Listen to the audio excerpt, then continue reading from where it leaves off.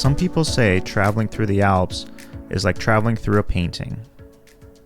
In this video, I want to share what it's like to ride bicycles through a painting. Sushita and I spent 2 weeks in the Alps, and our number one objective was to be completely immersed in and surrounded by incredible mountain landscapes. I will be showing these landscapes, along with what it's like to cycle in this beautiful region of the world. Our route will take us into Austria from the Italian border, meander along the Inn River before briefly crossing into Switzerland and ending up back in Italy at the foot of the Dolomites, one of the most photogenic mountain ranges on the planet. We will encounter ridges of all different colors, follow pristine rushing rivers, pass numerous castles in various conditions, and consume lots and lots of pizza. In all my travels by bike, I've never been surrounded by so many other people out on the road enjoying the views on two wheels. I expect by the end of the video, it will be easy to see why the Alps are at the top of the list of most amazing places in the world to cycle.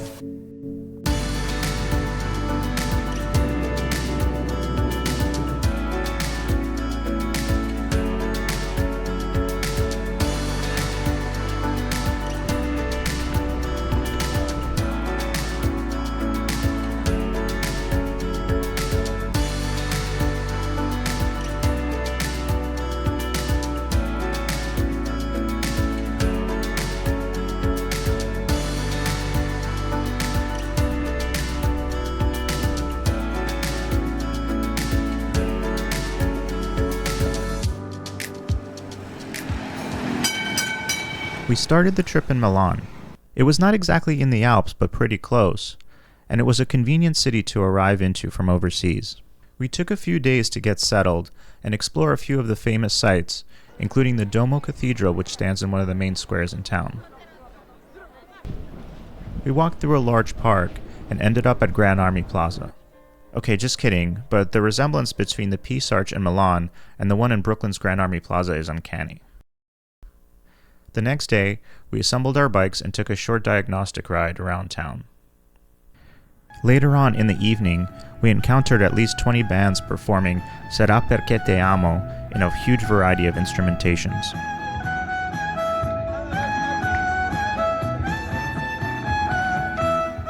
Overall, I found Milan to be a very livable city, with many nice parks and lots of transportation options. The trams especially make getting around town quick and easy. The city wasn't exactly the most bikeable place I've ever been, but there are a few long bike lanes that made it easier to get to and from different parts of town. The coffee shops and bakeries were excellent and pretty easy to get used to. That said, as nice as Milan was, the city was not the focus of our trip. After packing up, we loaded up our bikes and rode to Milan's enormous central train station. Last year, I traveled to Slovenia with some friends and found riding in the Julian Alps to be one of the most incredible parts of any trip I've ever taken. I couldn't wait to return and get to know them even better. Our number one goal going into our trip was to spend as much time biking in the mountains as possible. We could have spent one day riding north from Milan and gotten to the mountains there, but we chose a more expedient route. We considered crossing the mountains to Germany by train and then riding south back towards Milan, but many international trains only have space for a few bikes and are sold out months in advance. We found getting to Germany was a bit impractical. A better option was to take a regional train which did not require reservation for the bike, just a bike ticket for the modest fee of €3.50. The first regional train we took was bound for Verona. The bike accommodations on the train were these simple racks with a seatbelt. The train had at least 2 of these cars, and each one could carry 4 bicycles. We got off in Verona and transferred to one more train to take us into the Alps. This train line served a super popular bike route and had an entire train car dedicated to carrying bikes. The car was lined with hooks and made storing the bikes super simple. We rode this train to the end of the line, which was the town of Brenner, on the top of the mountain pass which goes by the same name. The pass also serves as the border between Italy and Austria. This was as far north as we can get on Italy's regional trains, and we started our ride from the top of a rather challenging mountain pass, which was a nice way to start the trip. Just past the train station, we crossed the border into Austria and began descending. The trip on the train took most of the day, and it was already the late afternoon. The temperature was much cooler at elevation, and required a few light layers. We were on a paved road with light traffic and lovely views of the mountains in the soft light. At one point, I pulled off the road briefly to look at the maps, and a local gentleman recommended a path parallel to the road, which he said was far better for cycling. We gave it a try, and it was a truly gorgeous gravel path that sadly turned away from where we were going too soon. By the way, this is one of the reasons I always like to have a mirror on my bike. A short while later, we decided to call it an evening, after only about an hour of riding because it was getting late and we wanted to save some of the glorious descent for the next day. In the morning, we carried on riding down towards Innsbruck from the Brenner Pass. The first few miles were spent on beautiful paved roads with lots of ups and downs. We passed several idyllic towns with historic churches and picture-perfect mountain backdrops. Naturally, I had to stop every few miles to soak in the scenery and take lots of photos. This is a dangerous place to be if you love photography, because you risk spending the whole day in one place trying to get the perfect shot.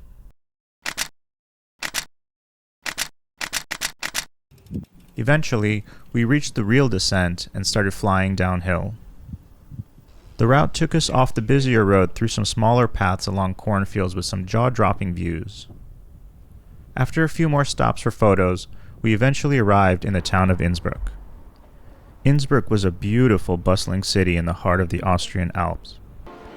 The central square was packed full of people enjoying the warm weather, surrounded by attractive, colorful buildings. We had a quick meal in town before carrying on towards the river. The Inn River, for which Innsbruck is named, separates the city from an imposing line of mountains. The valley formed by the river is served by a long waterfront path called the Inn Radweg. It stretches for 520 kilometers from Switzerland through Austria and into Germany. It was the perfect choice for the next leg of our route, heading west from Innsbruck. The path was almost entirely flat as it followed the river. We watched every hill slowly come into view until we passed it, and a new hill appeared after every twist in the river. Many of the peaks had castles on them in various states of decay and restoration. Our preference was to observe them from below and carry on riding. The path was almost entirely separated from cars except a few sections where we did share the road with a few vehicles. The surface was largely paved and in very good condition. The sides were well maintained with lush green vegetation and occasional flowers. A service vehicle was tending to the plants along the trail in one of the sections we passed. The river had a few small beaches alongside it, and in a few spots we saw people rafting and participating in various water sports. There was also a rail line along the river, making it possible to access many parts of the trail by train. We continued along the Inn River until our path, the Inn Radweg, was joined by another famous route.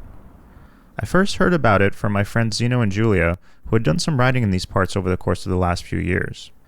Last year, they rode here with my friend Bobby, and when they returned, I took a look at their daily routes to gauge the difficulty. To my surprise, they seemed not to have any difficult days over the course of 2 weeks crossing the Alps north to south. The route they chose is famously one of the least challenging options to cross the mountains.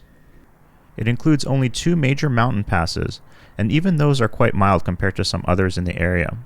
The route is called the Via Claudia Augusta. It is named after and roughly follows a 2,000-year-old Roman route from Germany to Italy. There are 2 versions of the route, one that ends near Verona and another that stretches all the way to Venice. The longer version of the route is about 700 kilometers long, but we are not concerned with riding the whole thing. Our aim was to ride what should be the most beautiful parts of the trail in Austria and cross back over into northern Italy.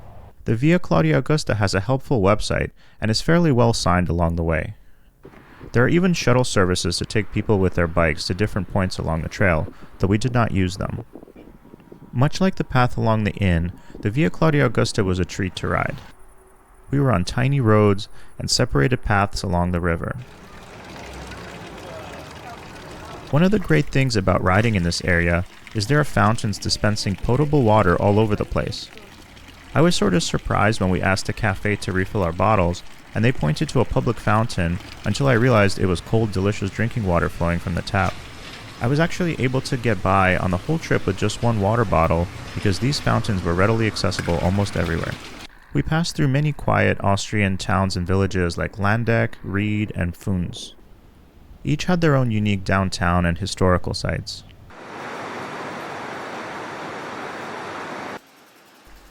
After a few days of pleasant riding, we were hit with a bit of rainy weather. Luckily for us, though, it wasn't cold, despite being cloudy and wet for much of the day. We rode across a few small bridges over the river and found ourselves in a beautiful forested area. The trail eventually led us along the border between Austria and Switzerland, which is actually kind of a real border because Switzerland is not in the EU. In practice, though, crossing the border is not a big deal, and not much different from the EU border we crossed a few days earlier. Historically, though, this area was an important route, and there's an ancient fortification with a charming covered bridge located here. There's a restaurant on site, and we got a meal there to wait out some of the weather. A bit further down the road, we were officially in Switzerland for barely an hour of wet riding. We descended down a few hills and found ourselves at a tiny border outpost called Martina. Here we turned back and crossed back into Austria. We had a relatively big climb ahead of us as we needed to get up to the top of the Restchen Pass. The road was super windy and full of switchback turns. Luckily, the switchbacks were all numbered in case you needed to order a pizza along the way and had to tell the delivery guy exactly which turn you were at. How many more to go? Like 6 or 7. This was the most challenging portion of our trip, but the grades were not especially steep, and there wasn't much traffic on the road with us. The rain wasn't particularly helpful, but at least it wasn't hot. It's the last one. The relief of having gotten to the top was short-lived because the rain seriously intensified and we both developed puddles in our shoes. Luckily, our destination was just a few kilometers further in the town of Nauders. Unlike the small towns we stayed in so far on the trip, Nauders seemed to be a pretty popular tourist destination. There were lots of outdoor adventure-focused shops and agencies in town. Nauders is a popular ski town in the winter, but there was still lots to do here in the summer. Our hotel room had a fantastic view of the castle located on one of the hills in town. It seemed to be well restored, and I read there's actually a few hotel rooms available to be booked on the inside. The rains eventually subsided, and the sky had a beautiful glow around sunset. In the morning, we set out riding south towards the Italian border, which was relatively nearby. Just on the outskirts of town was an operational cable car, and we debated about what to do next. We didn't want to risk getting stuck with our bikes up a mountain because there was a chance of rain in the forecast. The opportunity to get up a lot higher into the hills was too much to pass up, though, so we parked the bikes and took the cable car to do a little exploring on foot. It was sunny and comfortable in Nauders, but after getting up another 1,000 meters, it was windy and much colder. We took a short stroll and caught one more cable car to the summit of one of the mountains. This one was open and completely exposed to the wind and elements. I'm scared. The views from the top were incredible. Weather in the mountains can be quite unpredictable, though, and in the blink of an eye, the clouds started to roll in. In mere minutes, we were completely inside a cloud with zero visibility. It was a unique but extremely eerie experience to descend into a thick white fog. Just as quickly as it came, though, the fog subsided and we got back on our bikes to carry on. Food in Austria was very good, though often skewing a little too heavily towards meat. I tended to gravitate to any mushroom dish I saw on the menu because porcini and chanterelle mushrooms were amazing and not easy to find on menus back home. Pizza was always an option and one we rarely minded taking, except that is when somebody ate it all. We got a pie on the Italian border, which was delicious, but I do wish they would slice it for us. I was kinda not used to having to do the whole knife and fork thing, and I probably butchered this one a little bit. The ride on the Italian side of the border was every bit as picturesque as the Austrian side. We rode this nice dedicated paved bike lane separated from traffic. There were lush green meadows framed by conifer forest and jagged hills surrounding us, and a large man-made lake was just ahead of us. One of the most famous landmarks in this area is the steeple of a sunken church inside the lake. We only observed it from the opposite shore, however, and from this vantage point it was honestly a little underwhelming. It's set right beside a busy road and a large parking lot. We probably would have appreciated much more if we were on that side, but riding on this portion of the lake was too nice to pass up. There were narrow, twisting ups and downs all along the eastern shore with the promise of a big descent coming up. It was nearly perfect riding, except the rain in the forecast was finally starting to catch up to us. We decided to keep riding, and eventually started the big descent from the Restchen Pass. The towns in this area were particularly charming. They seemed to have their medieval cobblestone city centers largely intact. Even though we were in Italy now, the region of South Tyrol was only officially added to Italy after the Second World War, and towns here tend to go by two names, one Italian and one German. I knew German was widely spoken here, but I was surprised to learn that in some towns, it's spoken by more than 90% of the residents. One of the towns that impressed me the most was Glurns, or Glorenza in Italian. We arrived here towards the end of the day as the rain was starting to pick up and it was starting to feel cold. I was keen on staying here, but we couldn't find accommodations and rode one more town over to Mals. In the morning, and in much better weather, we got a chance to return to Glurns and explore it a little bit more. The town itself was tiny, but full of tourists and a dense concentration of historic castles, bridges, churches, and nice little restaurants and coffee shops. If not for the cars, it would look like a movie set of Europe from the Middle Ages. After finishing up our exploration, we got back on the road. Midway through our descent, we sped through some apple orchards and quiet riverside trails. We were in a new river valley now, following the Adige River, heading east. And after a few days of intermittent rain, it was bright, sunny, and warm.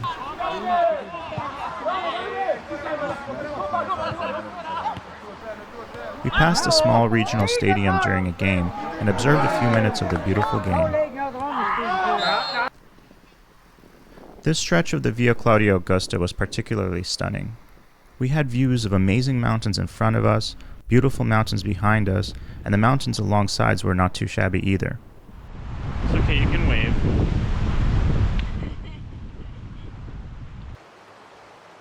The hills in the distance were such an incredibly deep shade of blue. I always thought the images of these were heavily edited to raise the saturation, but they really do look this colorful in real life. We found ourselves on a small ridge with one more short descent before pulling into the town of Murano. We went around a bend and found ourselves staring at this enormous shining mountain in golden hour. It was yet another place along the route I could spend all day admiring the view. I managed to tear myself away though and complete the day's journey into Murano at sunset. Murano was an impressive small city with a busy downtown area famous for its spas. There were many large, opulent buildings lining the river, many housing hotels and restaurants. We rode out towards Bolzano on what would be the last day of riding portion of the trip. We rode mostly past farmland with even more castles sprinkled around the surrounding hilltops.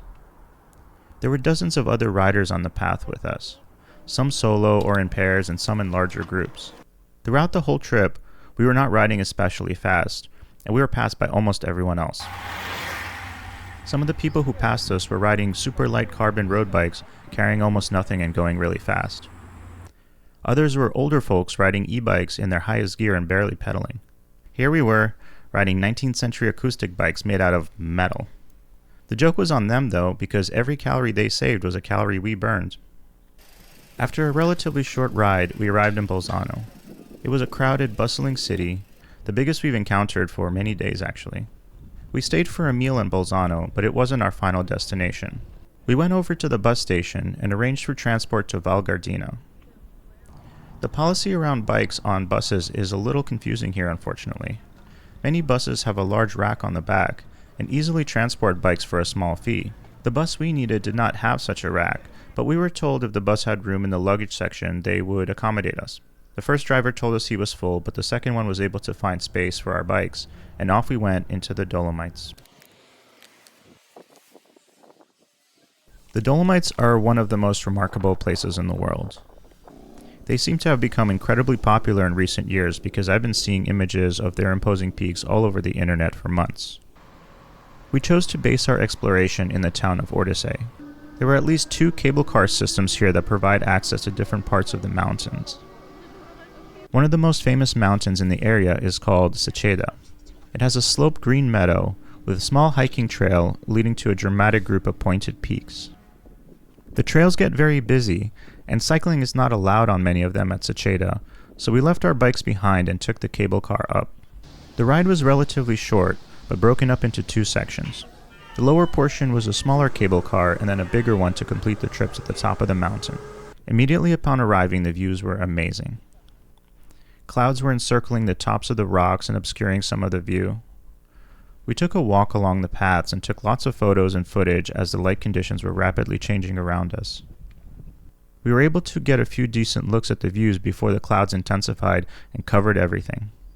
The way back down was super cloudy until we got closer to the bottom and it became gorgeous again. After lunch and an obligatory tiramisu, we retrieved our bikes and headed out to the other set of cable cars. This one goes to an area called Alps, home to the largest high alpine pasture in Europe. Sadly, when we arrived here, it still had a lot of the same cloud cover we observed earlier at Sushita. On the positive side, it added to some of the drama of the incredible scene. We rode the winding paths through the famous meadow. There were tiny wooden buildings along with horses and cows. There were a few paths to choose from, and I chose one that included a small climb to an area with some additional scenic views. We rode a few unpaved sections past a large ranch and were faced with this incredible view as a handful of rays from the setting sun managed to peek through the clouds. It was an utterly mesmerizing spectacle to see the enormous mountains rise up in front of us like a wall of stone. Within a few minutes, the sun was gone and the sky darkened considerably. It was time to get back. We rode downhill on a forest road at first, past a small waterfall, before connecting with some steep paved switchbacks, and within minutes we were back in Ortisei. The following day, the weather conditions only got worse, so we decided to do a few short walks in the mountains instead of riding. One of the great features of staying in most of the hotels in the Val Gardena Valley area is they give you a free pass to take any of the buses that run in the valley. We took probably one of the most scenic bus rides in the world back to the foot of the mountain we had seen the day before, called the Sassolongo. At the foot of Sassolongo is a distinctive coffin-shaped two-person cable car that takes you to the top. This cable car was included in our lift tickets that we purchased, so we hopped on. One side of the glass was shaded from the sun, so no, this was not Mars. We got a bite at a small cafe at the top and watched the clouds invariably return and envelope the whole place again. There was next to no visibility, and it got quite cold, so we got back on the cable car to descend. It started raining rather heavily on the way down. We attempted to do a little hiking when the rain slowed, but this was not a battle we were likely to win, so we gave up and headed back into town. Despite the bad weather, the views we did get were spectacular and definitely worth the trip. In the morning, we packed up for our return, but we weren't going to take the short way back. Our lift tickets hadn't expired yet, so we went back up to the Alpe d'Huez one more time, and were finally met with bright sun and clear views. We saw pretty much every peak across multiple mountain chains. The riding was absolutely magical, with these majestic backdrops all around us. It was incredibly hard to say goodbye to these views. A short distance further, we found ourselves at the top of a steep road, which was almost like standing at the top of a cliff. The snowy peaks of faraway Swiss mountains were visible on the horizon. We rode down another set of steep switchbacks with a cable car going directly overhead for much of the way. The jagged mountains stayed with us for a long stretch as we continued downhill. We absolutely flew past some small towns and little farms. The elevation change for this day was up a few hundred feet and down almost 6,000. I felt really bad for the handful of touring cyclists we passed going the other way, but also happy for them because of the beautiful scenes that were still in front of them. It became much warmer as we got closer to sea level. The path took us through some tunnels along the river, and after a few flat miles, we arrived in Bolzano, where we jumped on a train to retrace our steps back to Milan. Back in Milan, we took the bikes out for one last ride and rode along the canals in the Navigli area. We also took in the views from the top of the Duomo. It was September now, and the summer break was over. We noticed many of the places that were only shuttered doors 2 weeks ago were now reopened as restaurants and other businesses. Overall, the trip was every bit as beautiful as I had hoped. The ride quality was almost always a 10 out of 10 with terrific infrastructure and amazing views. I'm glad we made time for the Dolomites as well because seeing them is just an unmissable experience. Our bikes both held up well with no real mechanical issues or flats. The paths we took were over 90% paved and in good condition, so doing this trip even faster on a road bike would be totally doable. If I had to complain about anything, I'd say unfortunately it's quite a pricey place to travel. Food, chairlifts, and especially accommodations were pretty consistently some of the most expensive of anywhere I've been in Europe. We did not camp on this trip but did pass a few campsites, so that's something I'd be strongly considering if I do find myself in this part of the world again. I also found some of the cars that passed us had terrible unfiltered exhaust coming out of them, which surprised me a bit. I expected stricter rules around that in the EU. Sushita found out what stinging nettle was on this trip. Honestly, these are really just tiny nitpicks though, and I would highly recommend this trip to anyone considering it. I'll include the route below for those who want to examine more closely. I'll also leave a link to my Slovenia video and a video of the build of the bike that I was riding. In my Slovenia video, I talked about my flying with a bike experience using Swiss, which was not very good. I want to make it a small feature of my videos when a flight is involved. Now, I don't plan on reviewing airline meals or anything like that, but I will rate airlines on exactly one criteria, which is bike friendliness. Specifically, how expensive and difficult was it to fly with my bike? We took Delta, and we specifically chose them because their sports equipment policy is very friendly towards bikes. We did have to remind the staff of the policy on the way out before they pressed the correct button and sent us on our way. On the way back, the staff was super friendly, helpful, and the process was super smooth. Delta gets an A for bike friendliness on this trip, and also a few others I've taken with them where I brought my bike in the past. Flying over the Alps is a lovely extra treat on the way out. Also, this one last tiramisu they served on the plane was a nice touch. Anyway, leave a comment if you traveled to the Alps and what routes you'd recommend. Stay tuned for more videos like this. I have some more interesting places to show off in the coming weeks and months. Thanks for watching.